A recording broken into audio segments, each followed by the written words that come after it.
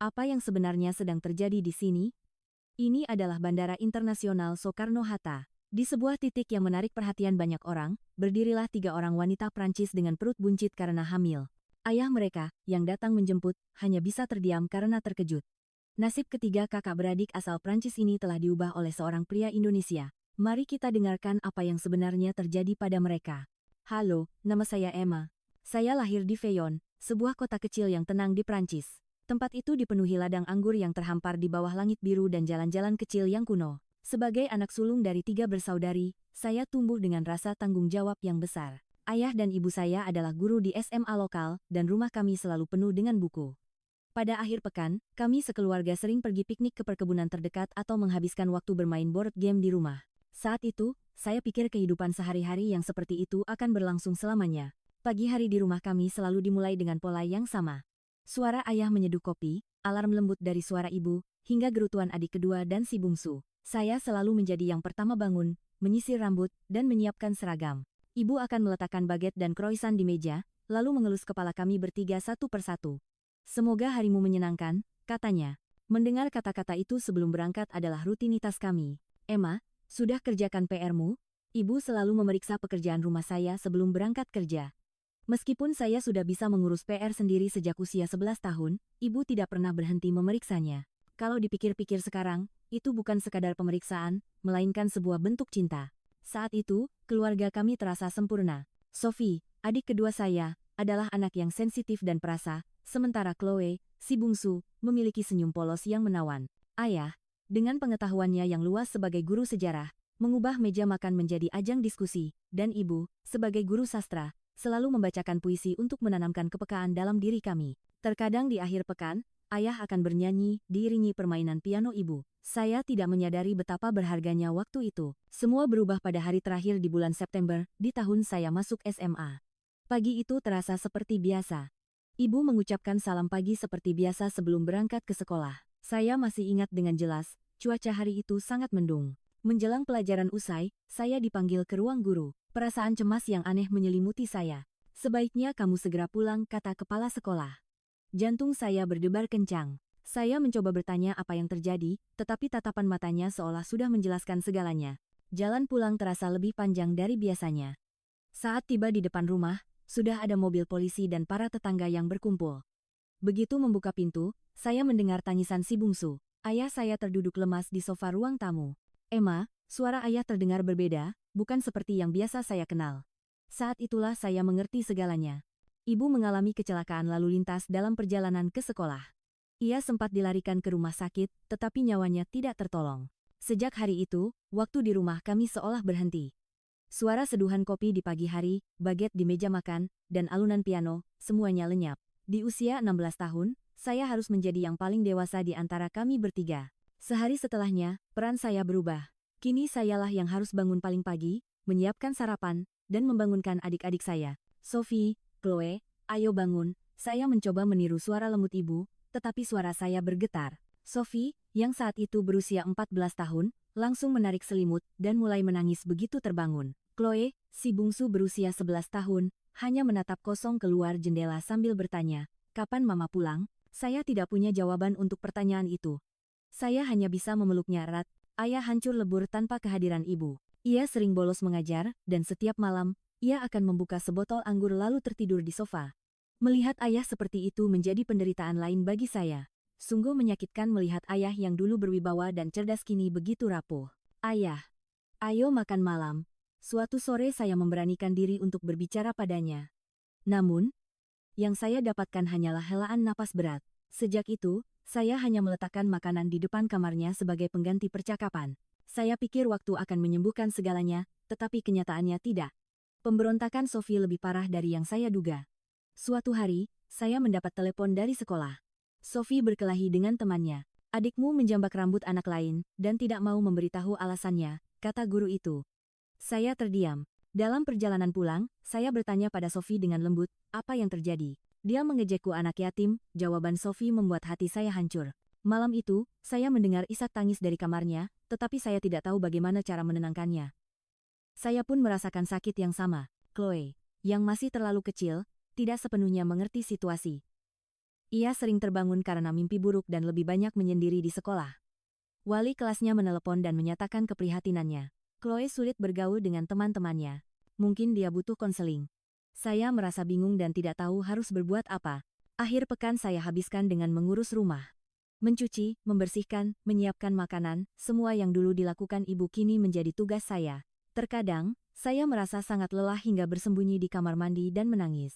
Namun saya akan segera menghapus air mata dan keluar. Jika saya ikut hancur, keluarga kami benar-benar akan berakhir. Waktu terus berjalan. 1 tahun, 2 tahun, tanpa terasa saya sudah berada di tahun terakhir SMA. Saya bimbang memikirkan universitas. Jika saya kuliah di kota lain, bagaimana dengan keluarga yang saya tinggalkan? Di tengah kebimbangan itu, suatu hari ayah memanggil saya. "Emma, malam ini akan ada tamu," katanya. Suara ayah terdengar lebih bersemangat setelah sekian lama. Saya bertanya siapa, tetapi ia hanya menjawab samar, "Seseorang yang akan membantu kita." Malamnya, bel pintu berbunyi. Saat saya membuka pintu, saya sedikit terkejut.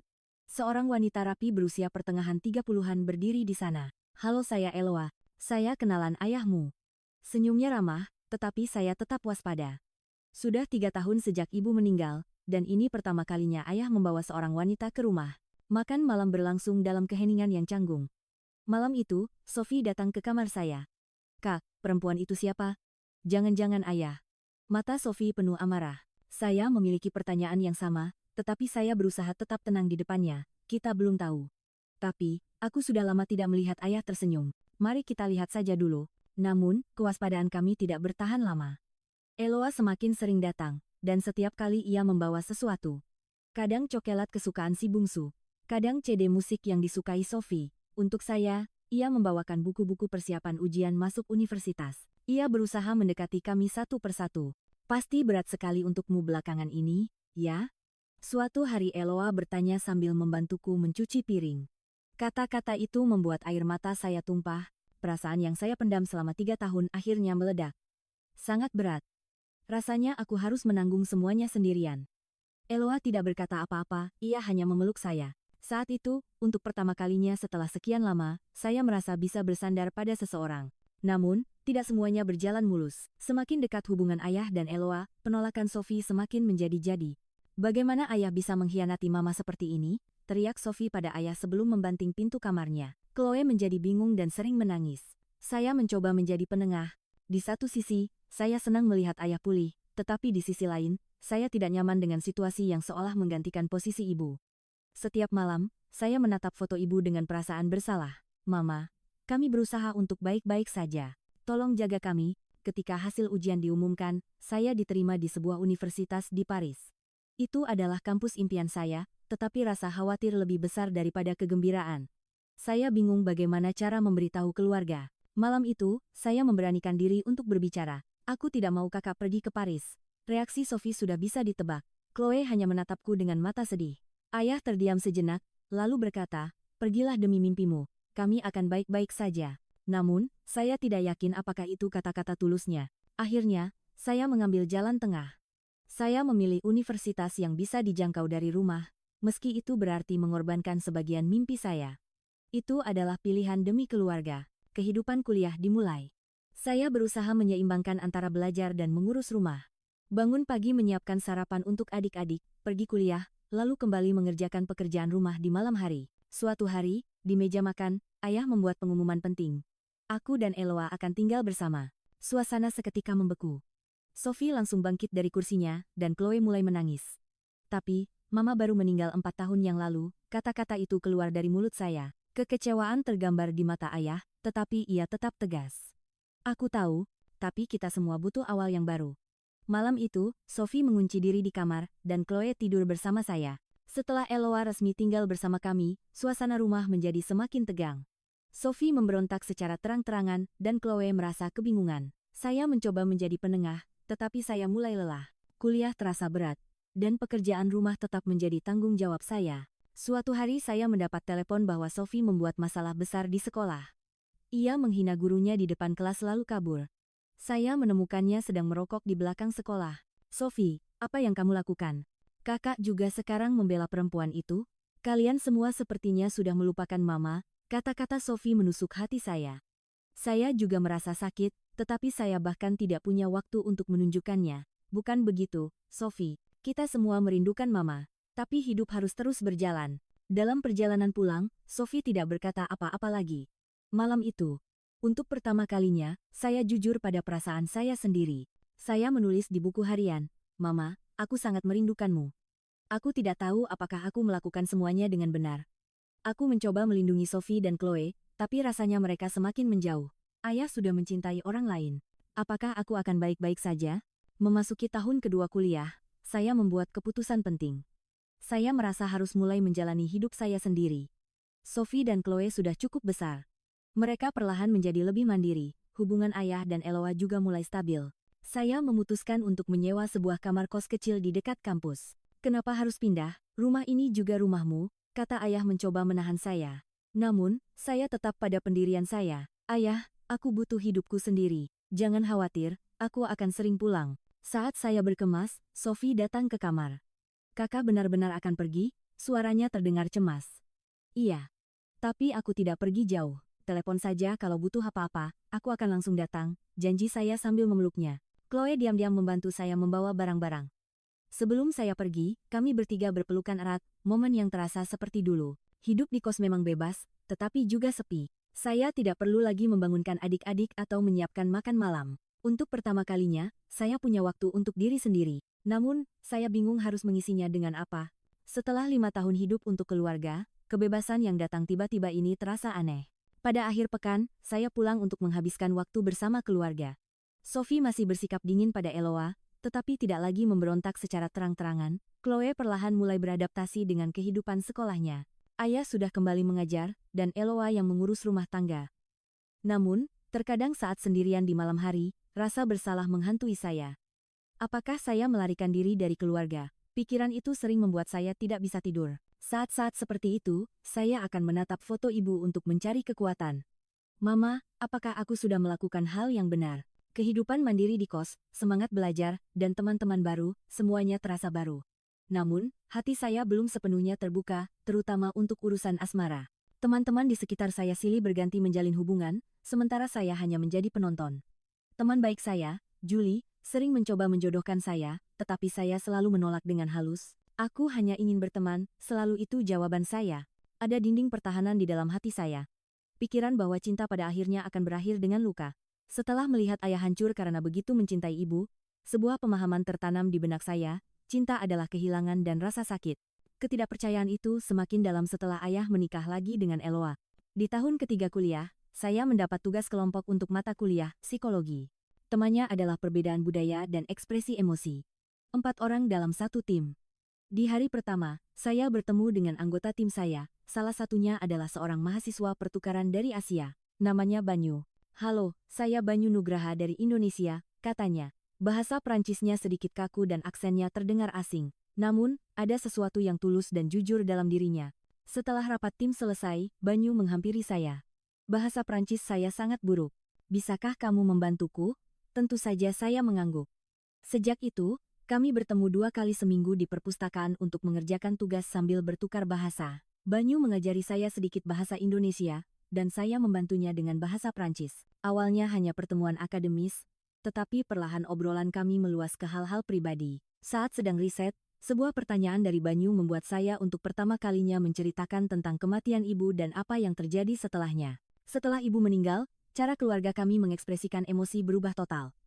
Ayah hancur, dan adik-adikku memberontak dengan cara mereka masing-masing. Setelah selesai bercerita, saya baru sadar betapa banyak yang telah saya katakan, hal-hal yang belum pernah saya ceritakan pada siapapun. Banyu hanya mendengarkan dengan tenang, dan di akhir, ia berkata singkat, pasti berat sekali untukmu. Tapi menurutku, kamu orang yang sangat kuat. Saya tidak tahu mengapa kata-kata itu terasa begitu menenangkan. Mungkin karena ketulusan di matanya, atau mungkin karena sudah lama saya ingin mendengar kata kuat itu. Sejak hari itu, pertemuan kami menjadi lebih dari sekadar urusan kuliah. Banyu berbeda dari pria-pria Prancis yang saya kenal. Ia lebih menunjukkan perasaannya melalui tindakan daripada kata-kata. Saat kami belajar di perpustakaan, ia selalu membawakan teh herbal kesukaan saya. Saat hujan, ia akan menunggu dengan payung. Ia selalu menepati waktu dan tidak pernah lupa mengucapkan terima kasih. Perhatian-perhatian kecil itu menumpuk dan perlahan membuka pintu hati saya. Suatu hari, Banyu berkata ia punya masalah dan ingin bertemu. Saat kami bertemu di kafe kampus, wajahnya terlihat lebih serius dari biasanya. Aku belum punya banyak teman dekat di sini, dan bulan depan aku harus pindah dari asrama. Masa sewanya sudah habis. Saya merasa lega, tetapi di sisi lain juga sedih. Aku berpikir, apa mungkin ada temanmu yang sedang mencari teman sekamar? Tanyanya. Saya berpikir sejenak. Sebenarnya, saat itu saya sedang kesulitan ekonomi. Biaya kuliah dan sewa kos sangat berat, sampai-sampai saya harus mengambil 2 pekerjaan paruh waktu. Sebenarnya, aku juga butuh teman sekamar, jawab saya. Wajah Banyu menunjukkan ekspresi kaget sekaligus lega. Akhirnya, kami memutuskan untuk tinggal bersama karena alasan ekonomi. Namun, di lubuk hati saya, ada alasan lain. Bersamanya, hati saya merasa tenang. Kehidupan bersama pada awalnya terasa canggung. Ada sedikit gesekan saat kami mencoba menyesuaikan pola hidup dan membagi tugas. Banyu adalah tipe orang pagi, sementara saya suka begadang. Ia sangat rapi, sedangkan saya sedikit berantakan. Namun, seiring waktu, kami belajar menerima perbedaan dan hidup harmonis. Pada akhir pekan, kami akan pergi ke pasar bersama untuk berbelanja dan menyiapkan makan malam. Banyu memasak masakan Indonesia, dan saya menyajikan masakan Prancis. Rendang dan kroke monsieur di satu meja adalah kombinasi yang aneh, tetapi waktu itu terasa sangat istimewa bagi kami. Sambil makan dan mengobrol, untuk pertama kalinya saya merasakan apa itu kenyamanan. 3 bulan berlalu, dan masa pertukaran pelajar Banyu hampir berakhir. Semakin dekat hari kepulangannya, hati saya semakin berat. Suatu malam, sambil minum segelas anggur, saya memberanikan diri bertanya, apa kamu benar-benar harus pulang? Banyu terdiam sejenak. Sebenarnya, aku sudah mengajukan perpanjangan 1 tahun lagi di kampus. Jantung saya berdebar kencang. Tapi keputusannya belum keluar. Kalau tidak disetujui, Banyu tidak melanjutkan kata-katanya. Malam itu, kami untuk pertama kalinya mengakui perasaan masing-masing. Untungnya, permohonan perpanjangan Banyu disetujui. Kehidupan kami bersama pun berlanjut dan hubungan kami semakin dalam. Banyu ingin tahu lebih banyak tentang keluarga saya, dan saya mulai bertanya tentang keluarganya. Orang tuanya memiliki sebuah warung makan kecil di Jakarta, dan adiknya seorang mahasiswa. Dari cerita Banyu, saya merasakan betapa berbedanya budaya keluarga di Indonesia. Di Indonesia, keluarga itu sangat penting. Tinggal bersama orang tua atau sering mengunjungi mereka adalah hal yang wajar, kata Banyu. Saya merasakan perbedaan budaya itu. Di Prancis, menjadi mandiri setelah dewasa adalah hal yang lumrah. Namun, dalam kata-katanya, saya merasakan tanggung jawab dan cinta terhadap keluarga, dan itu terasa menarik. Suatu pagi di tahun pertama kami tinggal bersama, saya merasakan mual yang hebat. Awalnya saya pikir hanya masuk angin biasa, tetapi gejalanya terus berlanjut. Atas saran Banyu, saya pergi ke dokter. Diagnosisnya, saya hamil 8 minggu. Mendengar kata-kata dokter, pikiran saya kosong. Setelah keluar dari rumah sakit, saya memberitahu Banyu. Reaksinya di luar dugaan. Ia memang terkejut, tetapi segera tersenyum bahagia. Benarkah, kita akan punya bayi? Di hadapan kebahagiaan tulusnya, saya sejenak melupakan kekhawatiran saya. Namun, kenyataannya tidak sesederhana itu. Pertama, masalah ekonomi. Kami berdua masih mahasiswa tanpa penghasilan tetap. Masalah yang lebih besar adalah bagaimana memberitahu keluarga kami, terutama ayah dan adik-adik saya. Setelah beberapa hari merenung, saya memberanikan diri menelepon ayah. Dengan suara bergetar, saya memberitahukan kehamilan saya.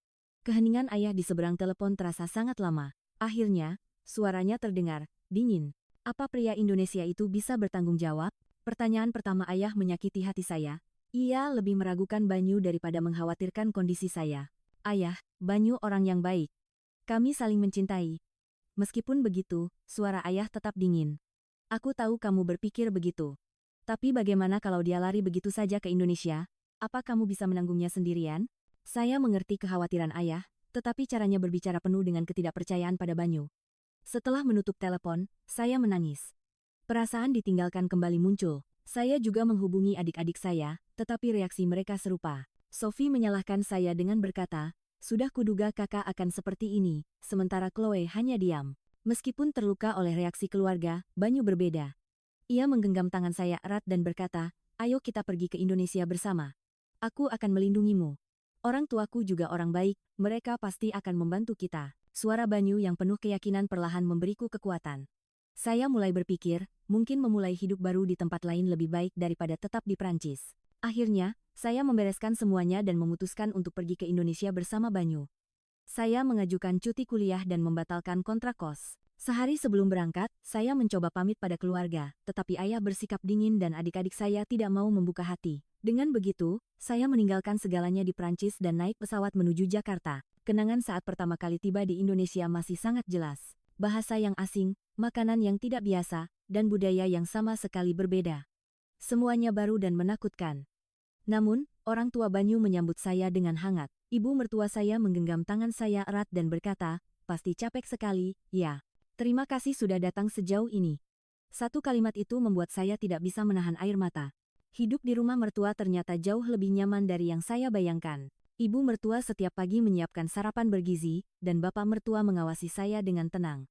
Banyu mulai bekerja paruh waktu setelah kuliah, dan saya mulai belajar bahasa Indonesia. Dimulai dari sapaan sederhana, perlahan saya bisa melakukan percakapan sehari-hari. Selama kehamilan, saya sangat terkesan dengan sistem kesehatan di Indonesia. Selain pemeriksaan rutin, ada banyak program untuk ibu hamil. Saya bisa melihat bayi kami dengan jelas melalui USG 4D dan mengikuti kelas senam hamil. Ini adalah perawatan mendetail yang belum pernah saya alami di Prancis. Saat kehamilan memasuki bulan ke-6, kami menyewa sebuah kamar kos untuk hidup mandiri.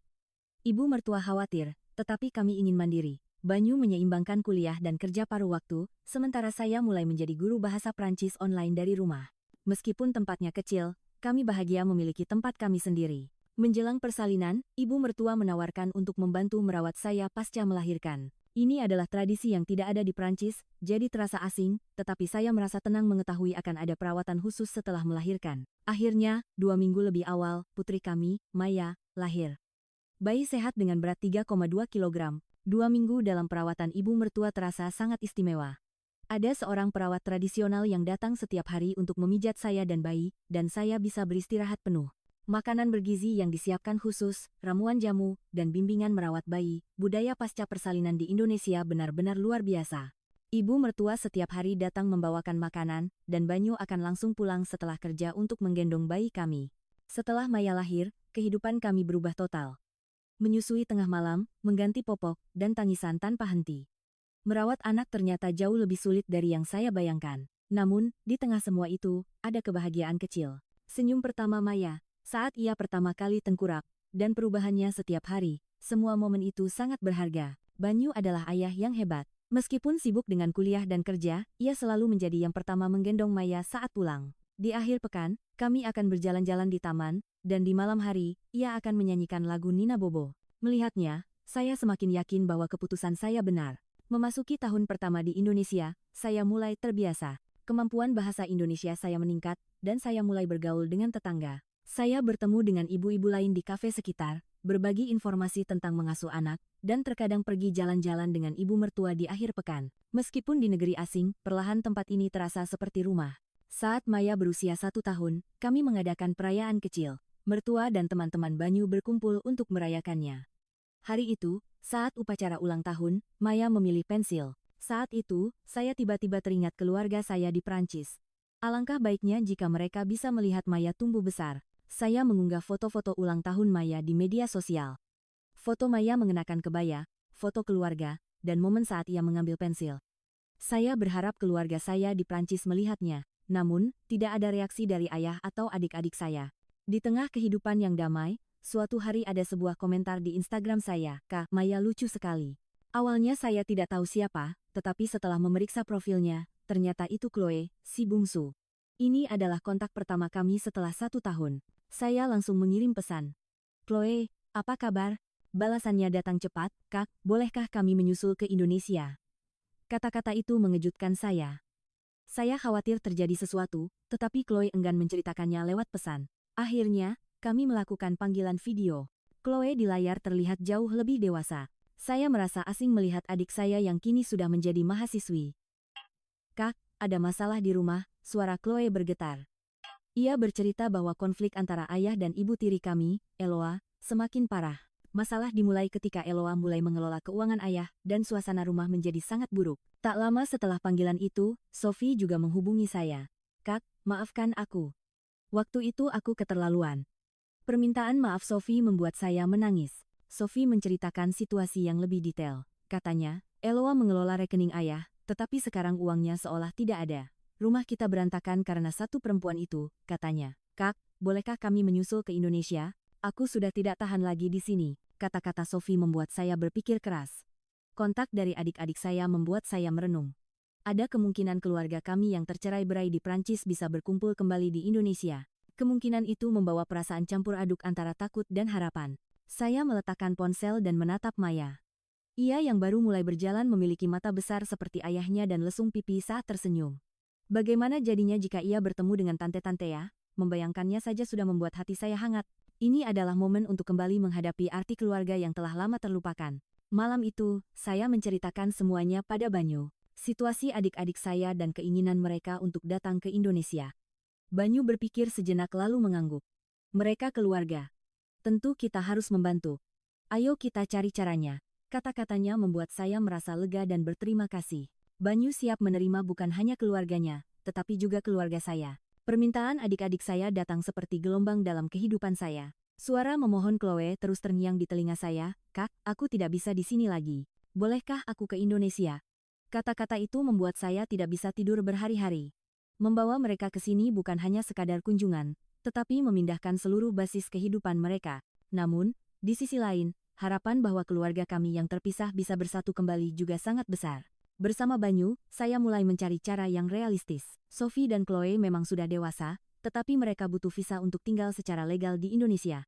Banyu meminta saran dari temannya yang bekerja di bidang imigrasi. Setelah beberapa kali diskusi, kami menemukan solusi. Sophie bisa datang dengan visa liburan kerja Working Holiday, visa, dan Chloe dengan program pertukaran pelajar. Sophie, Chloe, aku sudah menemukan caranya. Kalau kalian benar-benar mau datang, aku akan bantu, kataku pada mereka melalui panggilan video. Wajah keduanya menunjukkan kelegaan, terutama Sophie. Untuk pertama kalinya setelah sekian lama, ia tersenyum. Malam itu, saya berterima kasih pada Banyu. Tanpamu, aku tidak akan bisa membuat keputusan ini. Banyu hanya tersenyum dan berkata, "Keluarga, kan? Wajar saja." Persiapan berjalan lebih cepat dari yang saya duga. Sophie mengajukan visa liburan kerja, dan Chloe mendaftar program pertukaran di sebuah universitas di pinggiran Jakarta. Keduanya mendapatkan persetujuan dengan cukup lancar. Sementara itu, kami mulai mencari rumah yang lebih besar. Kamar kos kami terlalu sempit untuk kami bertiga. Beruntung, Banyu mendapat promosi di kantornya, sehingga kami punya sedikit kelonggaran finansial.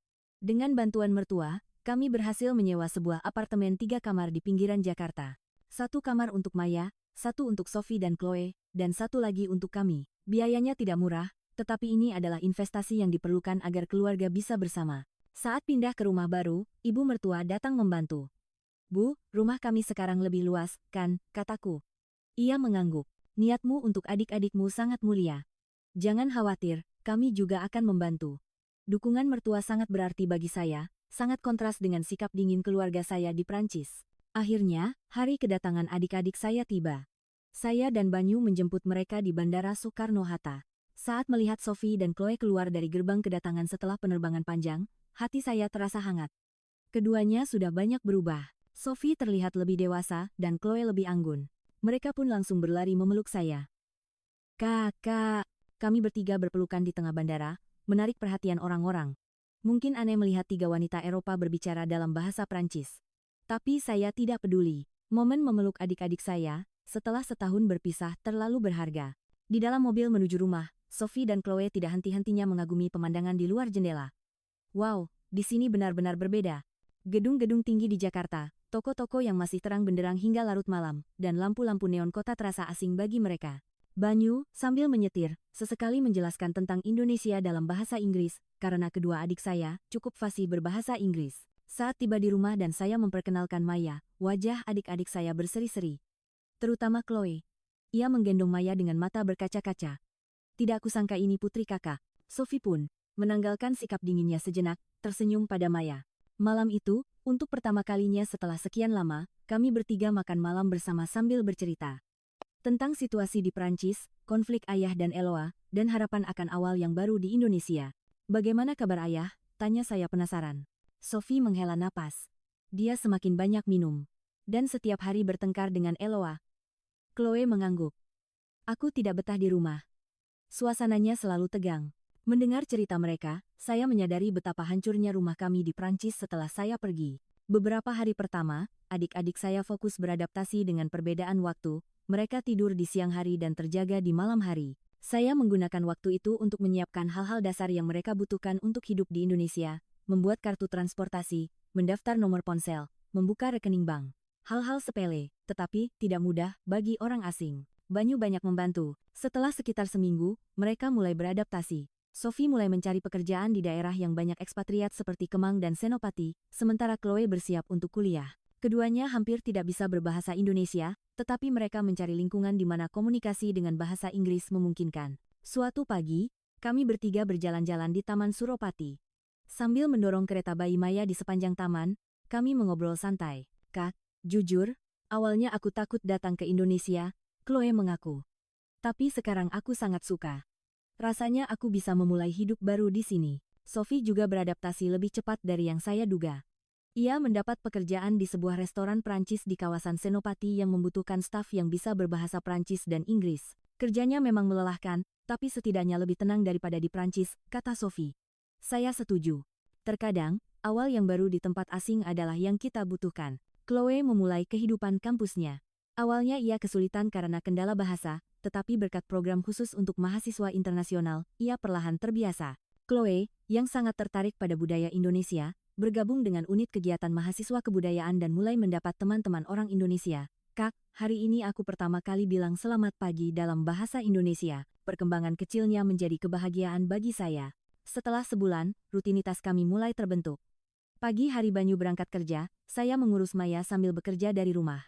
Sophie bekerja shift malam, dan Chloe kuliah di siang hari.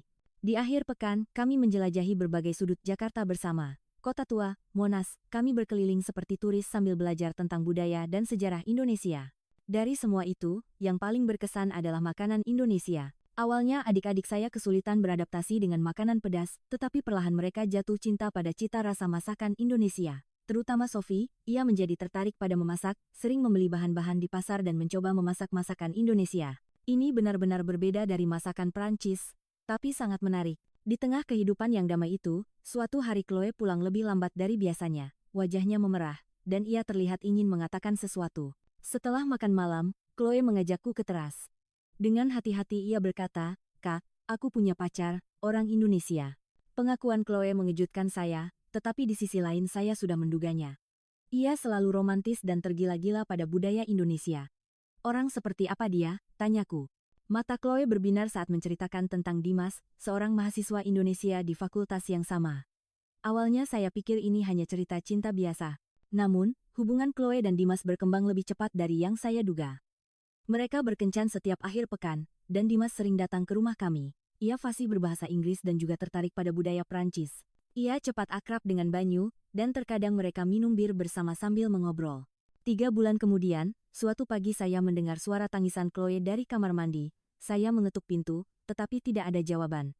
Saya khawatir, beberapa saat kemudian, pintu terbuka. Chloe keluar dengan mata memerah. Di tangannya ada alat tes kehamilan. 2 garis terlihat jelas. Kak, aku hamil.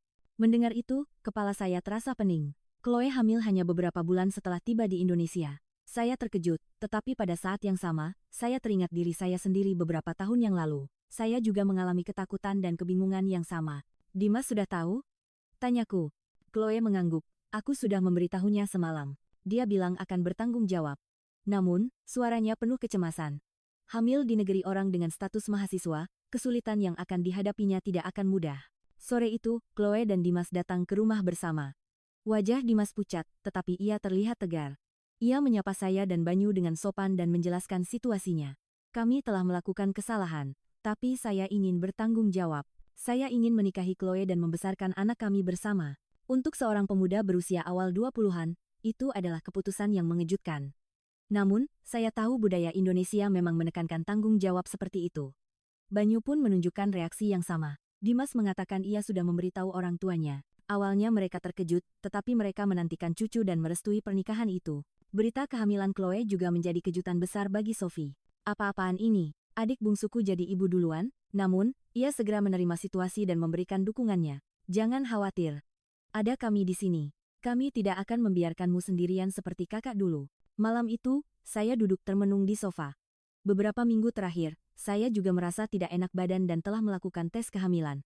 Hasilnya positif, setelah 1,5 tahun kelahiran Maya. Saya belum memberitahu siapapun, tetapi Maya akan segera punya adik. Dan sekarang Chloe juga hamil. 2 dari 3 bersaudari hamil bersamaan. Takdir benar-benar sedang bercanda.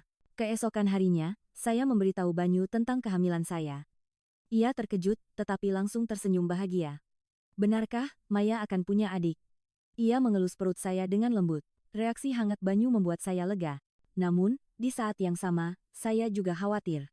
Dengan kehamilan Chloe, situasi di rumah akan menjadi semakin kompleks. Ketika kami memberitahu mertua tentang 2 kehamilan ini, mereka tidak bisa menyembunyikan keterkejutan mereka. Namun, mereka segera tersenyum bahagia. Wah, akan ada 2 anggota keluarga baru. Ibu mertua langsung mulai merencanakan menu makanan bergizi untuk 2 ibu hamil. Bapak mertua hanya tersenyum dan menepuk bahu Banyu. Persiapan pernikahan Chloe dan Dimas berjalan lancar. Pernikahan di Indonesia sangat berbeda dengan di Prancis. Memesan gedung, pemotretan di studio, dan menyiapkan seserahan adalah proses yang baru bagi kami. Orang tua Dimas, meskipun awalnya ragu, perlahan menerima situasi dan membantu dengan aktif. Di tengah semua itu, ada sesuatu yang mengganjal di hati saya. Ayah. Saya berharap ayah bisa menghadiri pernikahan Chloe. Sekalipun hubungan kami merenggang, ia tetaplah ayah Chloe. Namun, saya bingung bagaimana harus menghubunginya. Banyu, yang menyadari kegelisahan saya, memberiku semangat. Coba hubungi saja, ayahmu pasti juga ingin tahu. Berkat dorongannya, saya menelepon ayah. Namun, yang menjawab adalah Eloa. Emma, sudah lama sekali, suaranya terdengar lelah. Tolong berikan teleponnya pada ayah. Suara saya masih terdengar dingin. Namun, jawaban Eloa tidak terduga. Ayahmu sedang tidak sehat. Sebaiknya kamu datang langsung. Mendengar itu, jantung saya berdebar kencang. Apa yang terjadi pada ayah? Ada apa? Tanyaku panik. Dia dirawat di rumah sakit karena masalah hati. Akibat alkohol. Alkohol. Ayah sudah bergantung pada alkohol sejak ibu meninggal. Akhirnya kesehatannya benar-benar terganggu. Setelah menutup telepon, saya menjelaskan situasinya pada Banyu. Ia berpikir sejenak lalu berkata, sepertinya kita harus pergi ke Prancis. Saya setuju. Saya ingin memastikan kondisi ayah secara langsung, dan jika memungkinkan, mengundangnya ke pernikahan Chloe. Saya juga memberitahu Sophie dan Chloe. Keduanya terkejut dan khawatir, terutama Sophie, ia menangis menyesali kata-kata kasarnya pada ayah. Aku terlalu membencinya. Chloe juga khawatir apakah ayahnya bisa datang ke pernikahannya. Meskipun sedang hamil, setelah berkonsultasi dengan dokter, perjalanan dengan pesawat dinyatakan aman. Jadi, saya dan Banyu terbang ke Prancis. Perasaan pulang ke kampung halaman setelah sekian lama terasa campur aduk, terutama pikiran akan bertemu ayah membuat saya tegang. Kami tiba di Bandara Paris, menyewa mobil, dan menuju kota kelahiran kami. Pemandangan yang familiar terlintas di luar jendela, ladang anggur, gereja kecil, dan sekolah tempat saya dulu belajar. Semuanya masih sama, tetapi terasa asing. Saat tiba di rumah sakit tempat ayah dirawat, jantung saya berdebar kencang. Ini adalah pertemuan pertama kami setelah 4 tahun. Saat saya membuka pintu kamar, saya melihat ayah terbaring di tempat tidur. Ia terlihat sangat kurus dan wajahnya pucat. Eloa duduk di sampingnya, membaca buku dengan tenang. Ayah, panggilku. Ayah perlahan membuka matanya. Ia menatapku sejenak, lalu tersenyum tipis. Emma, benarkah ini kamu? Suaranya bukan lagi suara ayah yang kuat yang saya ingat. Sangat lemah. Saya memperkenalkan Banyu dan menceritakan singkat tentang kehidupan kami di Indonesia. Saya juga memberitahukan tentang pernikahan Chloe dan kehamilan kedua saya. Ayah terdiam sejenak, lalu matanya berkaca-kaca. Aku sudah melewatkan banyak hal. Eloa diam-diam keluar, memberikan kami waktu berdua. Saya menanyakan pertanyaan yang sudah lama saya pendam. Mengapa ia begitu bergantung pada alkohol? Mengapa ia tidak menjelaskan tentang Eloa dengan baik? Dengan suara lemah, ayah menjawab. Setelah ibumu meninggal, aku hancur. Aku tidak bisa merawat kalian dengan baik. Saat itulah aku bertemu Eloa. Dia adalah psikiaterku. Pengakuan ayah mengejutkan saya. Eloa ternyata adalah terapis ayah. Awalnya hanya pasien, tapi perlahan kami saling bergantung. Berkat dia, aku bisa hidup kembali. Mendengar cerita ayah, saya menyadari betapa salah pahamnya saya selama ini. Eloa bukan penyusup dalam hidup ayah, melainkan penyelamatnya. Tapi aku tidak bisa menjelaskannya dengan baik pada kalian. Itu salahku. Maukah kamu memaafkanku? Mendengar itu, saya tidak bisa menahan tangis. Saya menggenggam tangan ayah erat dan mengangguk. Iya, ayah. Aku mengerti. Saat itu, beban berat di hati saya terasa sedikit lebih ringan. Ketika Eloa masuk kembali, saya melihatnya dengan cara yang berbeda. Ia duduk diam di sudut ruangan dan berkata, "Sudah kau ceritakan semuanya?" Ayah mengangguk. Eloa menghela napas dan melanjutkan, Emma, aku tidak pernah berniat menggantikan ibumu. Aku hanya ingin membantu ayahmu. Tapi situasinya tidak memungkinkan. Saat ayahmu tenggelam dalam alkohol dan judi, aku bertemu dengannya sebagai terapis. Setelah beberapa tahun terapi, ia perlahan pulih, dan kami mulai saling bergantung. Mendengar cerita Eloa, saya menyadari betapa salahnya saya menilainya. Ia bukan mengambil alih keuangan ayah, melainkan mengelola asetnya dan melunasi utang judinya. Situasi yang diceritakan adik-adik saya hanyalah separuh kebenaran. Awalnya, adik-adikmu tidak menerimaku. Tentu saja, mereka menganggapku sebagai perebut posisi ibu mereka, lanjut Eloa dengan tenang. Tapi yang sebenarnya aku inginkan adalah menjadi keluarga. Bukan pengganti ibu kalian, kata-kata itu membuat hati saya luluh.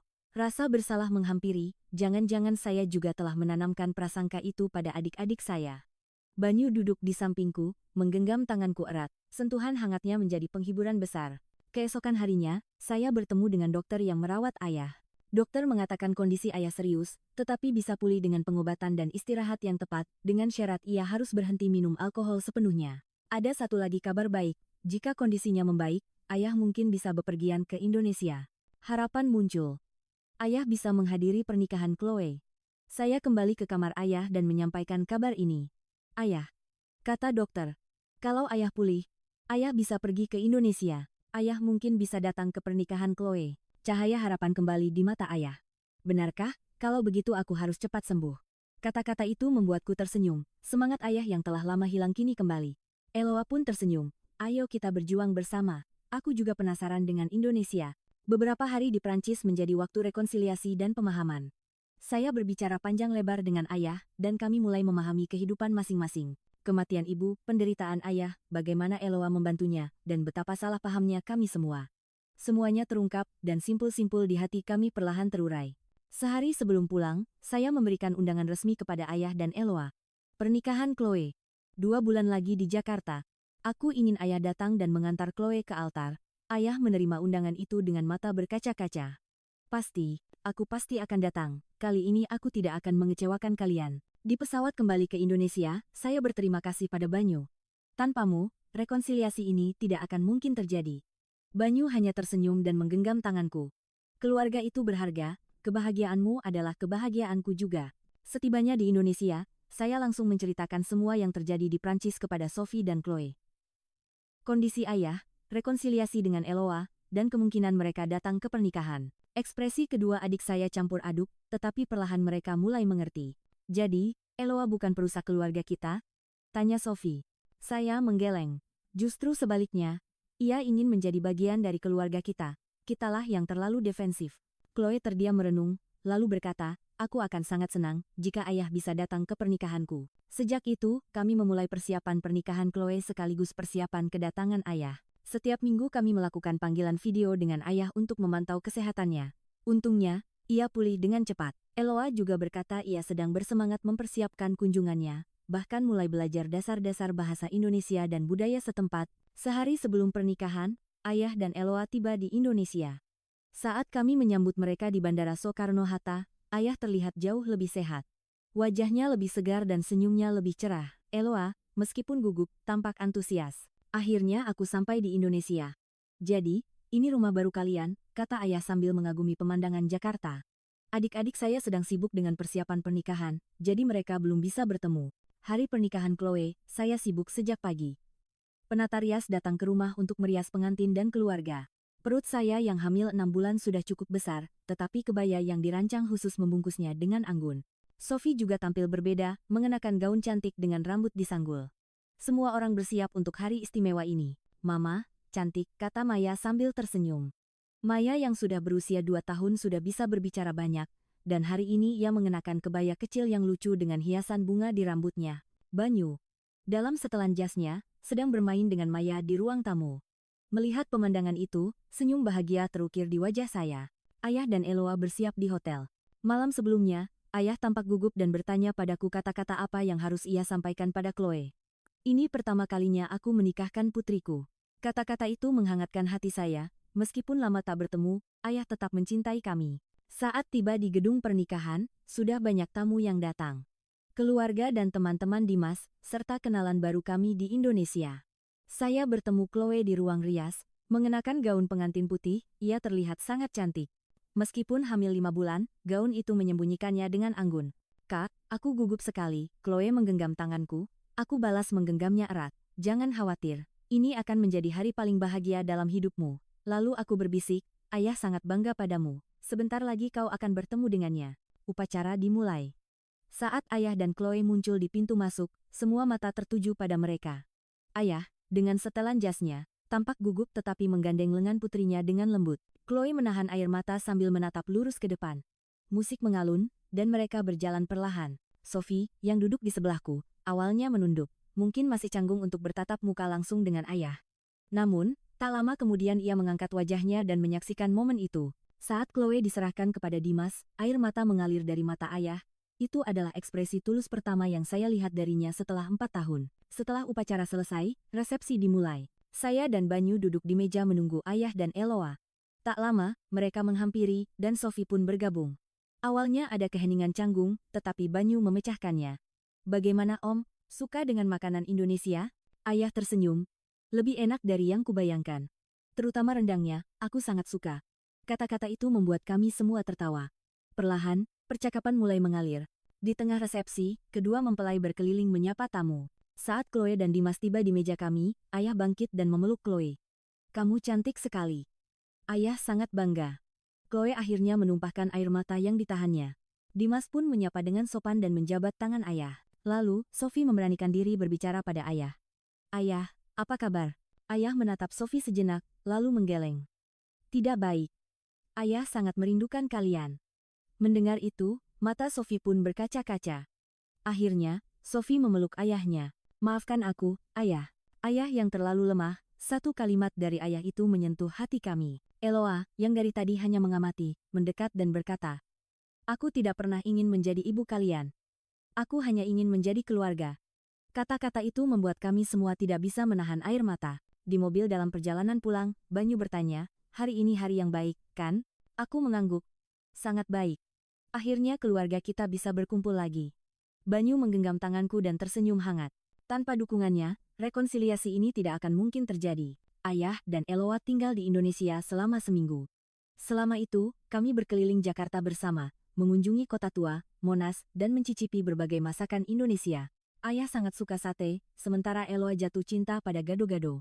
Yang paling mengejutkan adalah hubungan ayah dengan Maya yang cepat akrab.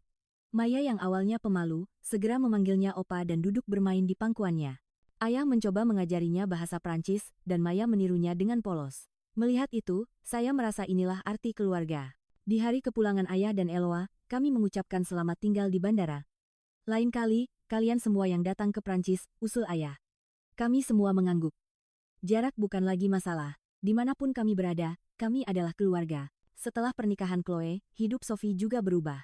Ia menjadi dekat dengan seorang koki Indonesia di restoran tempatnya bekerja. Namanya Reza, teman Banyu. Awalnya hanya rekan kerja, perlahan hubungan mereka menjadi istimewa. Suatu sore, Sophie mengetuk pintu kamarku. Kak, bisa bicara sebentar. Ekspresinya serius, membuatku khawatir. Namun saat masuk, Sophie malah tersenyum. Aku, serius dengan Reza. Awalnya saya terkejut tetapi kemudian ikut bahagia. Aneh melihat Sophie, yang biasanya sulit mengekspresikan perasaan, berbicara tentang cinta. Orang seperti apa dia? Dia baik padamu, tanyaku. Mata Sophie berbinar. Dia orang yang sangat baik. Selalu mendengarkan ceritaku dan sangat perhatian. Hubungan Sophie dan Reza berkembang pesat. Sebulan kemudian, Reza datang secara resmi untuk bertemu keluarga kami. Ia pemuda yang sopan dan sangat tertarik pada budaya Prancis.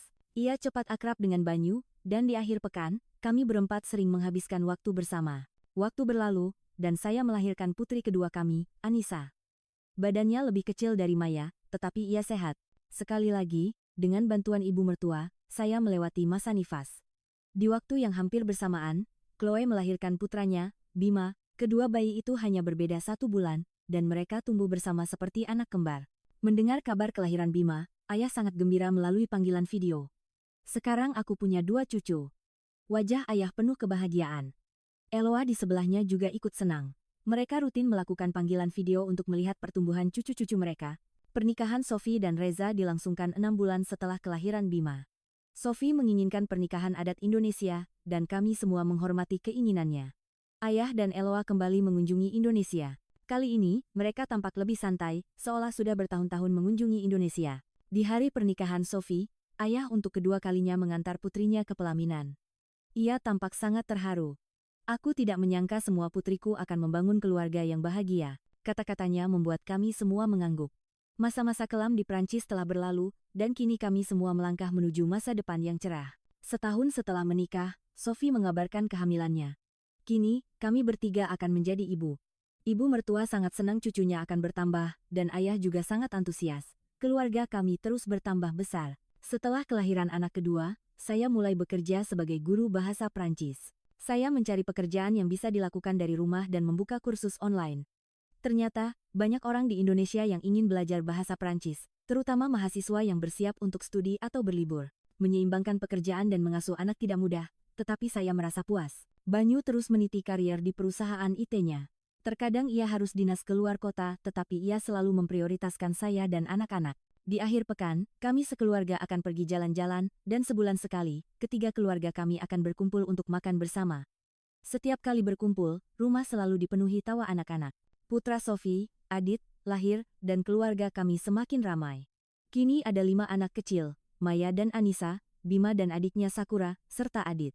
Usia mereka hampir sama, jadi mereka selalu bermain bersama. Di akhir pekan, kami sering berkumpul di rumah mertua, menitipkan anak-anak, dan kami para orang dewasa bisa menikmati sedikit waktu kencan. Perubahan ayah adalah hadiah terbesar bagi kami semua. Ia yang dulu tenggelam dalam alkohol dan judi setelah kehilangan ibu, kini hidup sebagai orang yang sama sekali berbeda. Setelah pensiun, ia mulai bekerja paruh waktu di perpustakaan kota di Feyon, memanfaatkan pengalamannya sebagai guru sejarah untuk menata arsip kuno dan mengadakan kelas sejarah untuk remaja. Awalnya hanya untuk mengisi waktu, tetapi perlahan ia menemukan makna hidup baru di sana. Buku-buku ini menyelamatkanku, katanya seringkali dalam panggilan video. Ia merasa sangat puas mengajar sejarah kepada remaja. Masa lalu yang memalukan saat ia mengajar dengan bau alkohol telah ditinggalkan. Kini, ia menjalani kehidupan keduanya sebagai guru yang dihormati. Yang paling menakjubkan adalah, ia benar-benar berhenti minum dan berjudi. Aku tidak punya alasan untuk lari lagi. Aku sudah punya keberanian untuk menghadapi hidupku sendiri. Di balik semua perubahan ini, ada dukungan tulus dari Eloa. Ia bukan hanya pasangan, tetapi juga sahabat sejati dan pilar emosional bagi ayah. Sebagai konselor psikologis profesional, ia tidak hanya membantu proses pemulihan kecanduan ayah, tetapi juga menunjukkan kesabaran dan cinta tanpa batas. Eloa juga melanjutkan karirnya. Ia aktif sebagai ahli terapi trauma di Prancis, dan terkadang berkolaborasi secara online dengan lembaga konseling di Indonesia. Andai ibumu melihat ayahmu yang sekarang, dia pasti akan sangat bahagia, kata Eloa suatu hari. Kata-kata itu sangat menyentuh hati saya. Ibu selalu percaya pada potensi ayah. Saya ingat, bahkan saat ayah tenggelam dalam alkohol, ibu pernah berkata, "Ayahmu sebenarnya orang yang luar biasa." Sekarang saya sadar, kata-kata ibu adalah kebenaran. Setiap kali berkunjung ke Indonesia, tatapan mata ayah semakin jernih. Caranya bermain dengan cucu-cucunya mengingatkan saya pada sosok ayah yang penuh semangat saat kami kecil dulu. Melihat Maya duduk di pangkuan kakeknya mendengarkan dongeng Prancis, ingatan saya saat duduk di tempat yang sama waktu kecil kembali dengan jelas. Momen bahagia itu kini diwariskan ke generasi berikutnya. Ayah mulai membagikan pengalamannya kepada orang lain. Ia rutin berbagi cerita di kelompok pendukung pecandu alkohol lokal, memberikan harapan kepada mereka yang berada dalam kegelapan yang sama. Jika aku bisa berubah, siapapun bisa. Keyakinannya itu memberi semangat bagi banyak orang. Terkadang ia juga terhubung secara video dengan pusat rehabilitasi di Indonesia untuk berbagi pengalaman. Suatu kali, ayah mengirimiku surat. "Emma, meskipun ayah tidak pernah bisa memberikan apa-apa untuk kalian, terima kasih telah menerimaku kembali sebagai keluarga. Sisa hidupku akan kuabdikan untuk menjadi ayah dan kakek yang baik." Membaca surat itu, saya menangis. Keluarga kami bisa bersatu kembali berkat pengampunan, pemahaman, dan keberanian untuk memulai hal baru. Eloa juga telah menjadi bagian tak terpisahkan dari keluarga kami. Melampaui prasangka kami yang awalnya hanya melihatnya sebagai ibu tiri, kini ia adalah Eloa. Anak-anak memanggilnya nenek Prancis dan sangat menyukainya. Bagi kami bertiga, ia juga menjadi penasihat penting. Terkadang saya berpikir, mungkin ibulah yang dari surga mengirimkan Eloa untuk kami. Perubahan dan pertumbuhan ayah serta Eloa memberiku pelajaran berharga, bahwa hidup selalu bisa dimulai kembali, bahwa luka bisa sembuh, dan bahwa hubungan yang rusak bisa diperbaiki. Dan yang terpenting, arti keluarga sejati melampaui ikatan darah dan kebangsaan. Kini, keluarga kami telah menjadi satu akar besar yang mencakup 2 budaya, 2 dunia, Prancis dan Indonesia. Seiring berjalannya waktu dan anak-anak tumbuh besar, saya mulai memikirkan tentang identitas budaya mereka. Mereka lahir di Indonesia dan menggunakan bahasa Indonesia sebagai bahasa ibu, tetapi mereka juga memiliki darah Prancis. Karena itu, di rumah saya juga mengajarkan bahasa Prancis serta budaya dan sejarah Prancis. Saya percaya, meskipun tumbuh sebagai anak dari dua budaya terkadang bisa sulit, itu akan menjadi kekuatan istimewa bagi mereka. Di hari pertama Maya masuk sekolah dasar, saat kami berfoto di depan gerbang, saya teringat ibu. Alangkah bahagianya jika ibu masih hidup. Namun, rasa syukur lebih besar daripada kesedihan. Tidak seperti saya yang menderita setelah kehilangan ibu, Maya tumbuh dalam keluarga yang hangat tanpa merasakan sakit seperti itu. 5 tahun kemudian, di suatu musim panas, seluruh keluarga kami berlibur bersama ke Bali. Keluarga kami bertiga, mertua, serta ayah dan Eloa dari Prancis. Kami semua menginap di sebuah villa, menikmati pemandangan laut, dan mendaki Gunung Batur. Anak-anak berlarian di pantai, sementara kami orang dewasa duduk di teras sambil mengobrol. Momen paling berkesan dari liburan itu adalah di malam terakhir. Saat makan malam di restoran, ayah mengusulkan untuk bersulang. Untuk kesehatan dan kebahagiaan keluarga kita. Saat kami mengangkat gelas, air mata menggenang di mata saya. Pemandangan keluarga kami yang berkumpul dengan latar belakang laut begitu indah. Setelah makan, Sophie mendekat dan bertanya, "Kak, rasanya kita sudah benar-benar jadi orang Indonesia, ya?" Saya merenungkan pertanyaan itu. Kami masih warga negara Prancis, warna kulit dan aksen kami berbeda. Namun, hati kami sudah berakar di sini. Sepertinya begitu. Dan aku menyukainya, jawabku. Sophie mengangguk, Chloe bergabung, dan kami bertiga menatap laut bersama. Rasa sakit dan luka di Prancis, serta awal baru dan penyembuhan di Indonesia, semuanya telah membentuk kami menjadi diri kami yang sekarang. Di pesawat pulang, Banyu menggenggam tanganku. "Kamu bahagia?" Aku tersenyum dan mengangguk. "Ya, sangat bahagia. Karena bersamamu, anak-anak, dan seluruh keluarga kita." Mata Banyu juga memancarkan kehangatan. "Ia adalah hadiah terbesar dalam hidupku. Tanpanya, semua kebahagiaan ini tidak akan mungkin terjadi." Setelah pulang, rutinitas kembali dimulai. Anak-anak pergi ke sekolah dan taman kanak-kanak, orang dewasa kembali bekerja. Namun, rutinitas itu tidak lagi terasa berat atau membosankan.